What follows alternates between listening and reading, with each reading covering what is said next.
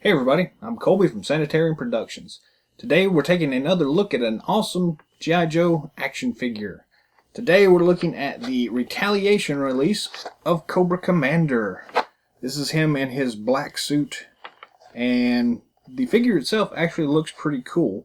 I know we were slightly disappointed with the figure that came with the Shockwave Hiss Tank, whatever that thing is.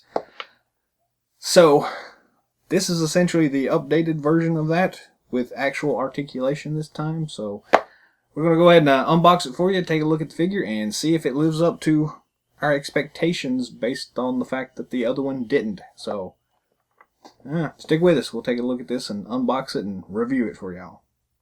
Cobra Commander comes on the traditional Retaliation packaging, which again I'm not the big fan of, but it is what it is. The back of the packaging has the figure and the action stances, a couple of the other additional figures you can get. And again, this package is kind of beat up, but it's okay. I don't keep packaging, so it works out good for me. Let's go ahead and open this thing up and get to the actual action figure.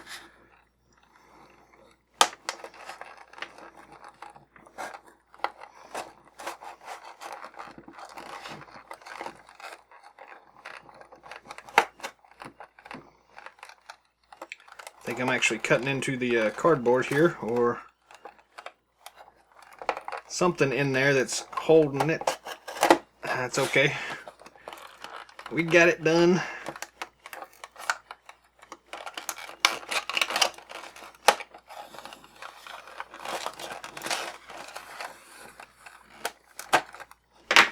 Perfect.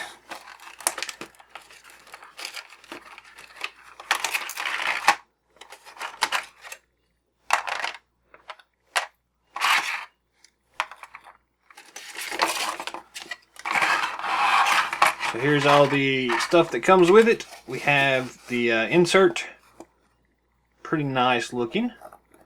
Big old cobra head here. And the rest of the packaging is just now recycling material. We have an insert, which is pretty cool looking. I think this might have been what we were cutting into earlier, because I can see got a little tear on it. This is just how the Cobra head staff attaches together. I'll try to get a scan of this for y'all.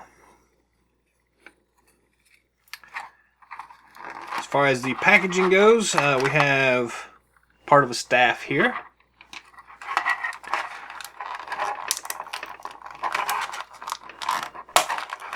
We have a crazy looking missile.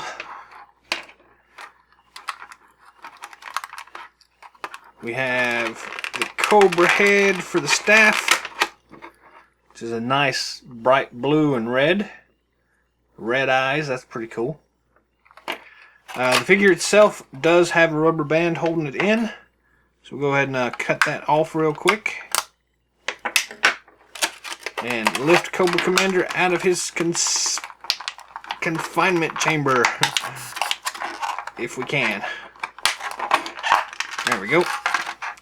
And his little pistol came out of his holster as we were doing it, so stick that back in there. Get rid of the rubber band holding it on. The rest of this can now become recycling. His weapon is also rubber banded on. We'll get rid of that real quick.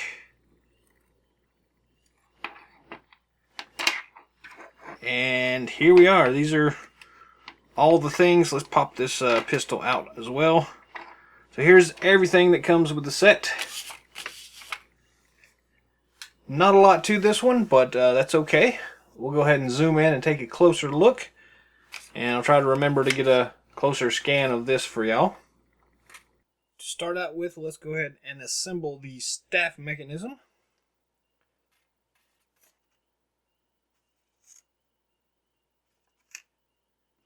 So we take this gray piece, so let's take a look at it real quick here. Some nice detail work on this thing, but kind of basic. The Cobra head itself Also pretty cool looking, some nice detail work on it. Kind of cool that the mouth does that when you press down on it. So you just take this piece here, line it up with the thing down here, and press it in place. As far as orientation goes, what you'll want to do is to make sure that the curve of the blade here goes to the front. So this piece will go to the front, so you'll take and just rotate it around so it curves to the front, I guess is the best way of looking at that. Also, the curve here on the handle slopes up to the back of this. Then there's just these two pegs at the top, and you've got the base here. Just slide it in place like so, and you're done. You also notice that the scales do match up. So if you're having problems or anything and you put it in like this, you'll notice it won't fit correctly. So just take it out and switch it around, and it should be flush like that. Pretty straightforward, pretty easy. Then as far as the actual missile mechanism, the missile just fits into the mouth. Just press it all the way back until it locks in place. Then when you press the hood itself,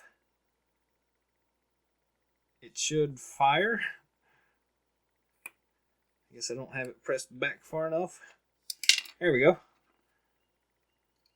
Pretty decent firing mechanism.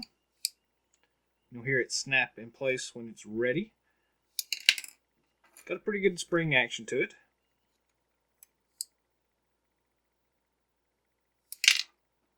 So yeah, pretty cool. Nothing too special, but it's kind of nice looking. A little bit gaudy, but still it's not bad. So let's take a look at the other accessories before we get to the figure itself. We have the assault weapon. Just a regular gray assault weapon. Some basic details in there, but nothing extraordinary. Still pretty nice looking. Then you've got this really small pistol, or medium-sized pistol, I guess you could say. If I can hold on to it to get it to zoom in and focus. Again, some basic detail, nothing too spectacular. Kind of average pistol, but still cool. Then the figure itself. It's pretty cool looking. It's got some nice detail work going on here. The helmet has a whole lot of detail, and it does look really cool, to be honest with you. This is the way I envision the helmet to look as part of the HISS tank that we reviewed earlier. I like the way it looks. It's got some nice details, some nice red paint apps, nice silver going in the right spots. It is non-removable, just so you know. Articulation wise, the head does move 360 degrees and does have a pretty good amount of up and down motion. Traditional ball and swivel shoulder joints. Ball and swivel at the elbows as well. And then just a regular swivel joint at the wrist. We do have the ab articulation here, so it twists left and right, and the ab crunch feature is here, and you actually get quite a range of motion here, so that's nice. Again, some nice detail work on the costume itself. Got the nice gold braid going across his shoulder, the bandolier, the pouches, hip joints, the traditional T-hook. This one's a little bit loose on mine. Hopefully y'all's won't be that way, but as you can see, it's a little wobbly here and there and about. You have the single knee joint, not a double knee joint like we have seen in the other 25th anniversary and up. and also no ankle articulation. So a little bit limited on the leg motion, but not too bad, to be honest with you. And the rest of the detail work looks really nice.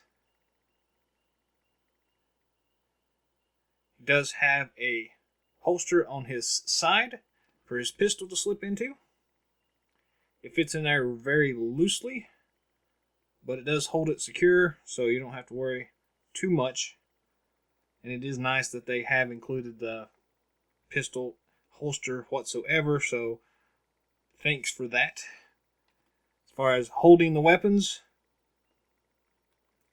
again, it's got that crazy extra stock thing on there that I really don't like, but doesn't really hurt too much on this one. You just kind of load it from the front, and grips pretty good. You may have to move the thumb around a little bit to get it to go in place just the way you want it. There we go. And he holds the gun pretty easily, pretty securely. Then the pistol itself will fit in his other hand without any problem. It's a little bit loose, but not a big deal. Most of the time that's what the holster's for anyway, so we'll stick that back in there. Then he has a free hand to grab a hold of this crazy scepter staff thing, and it fits in his hand pretty easily as well. It is very top heavy, so be careful about that. And it looks really weird, to be honest with you. The black color scheme and then this blue and red. I don't really know what they were thinking, but it looks really weird. But if you get rid of the crazy missile out of that, it's still a pretty cool looking staff. And you can pop the head off of that, and it becomes more of an actual weapon itself. And pretty cool at that. Nice big sword for him to carry around and cut people with if you are so inclined. It's a pretty good representation of the Cobra Commander from the movie. It's definitely a step above the figure we got as part of the His Tank package. But it is still a little bit lacking. Still not the ultimate Cobra Commander we were hoping for. But all in all, really nice detail work. I really like the Cobra symbols on the knees. Very nice. But yeah, nothing really too big to go running out to try to track down. If you can get a hold of one for a reasonable price, pick it up. It's not a bad figure. It's just, again, not an outstanding figure. But it does work, and it's a nice, different approach to Cobra Commander, I guess. So, yeah, you might like it. You might not. I don't know. One thing I will point out before we go, the paint apps on this particular figure are a little misleading. And I don't know that the lighting that I have here is going to do this justice. But if you look real close, there's actually a two-tone paint job going on with this particular figure. So you've got kind of the dark gray in a lot of these areas. And then you've got this black, which is actually a glossy black in a couple of spots. So like his elbow pads, his bracers on his arm, his gloves on his other arm, these pouches, they are a nice glossy black. And then like his knee pads are the glossy black. It's very subtle. And again, I don't think that my camera is going to be able to pick that up very well for y'all. And I apologize for that. But it's a nice little feature that you might overlook if you're not paying real close attention. Very subtle detail, but it really makes this figure pop a little bit more. I just wanted to point that out for you real quick. But Again, I don't know if it's actually picking up or not on camera, but it is there and it is nice. It does give a little bit extra flair to the figure. So yeah.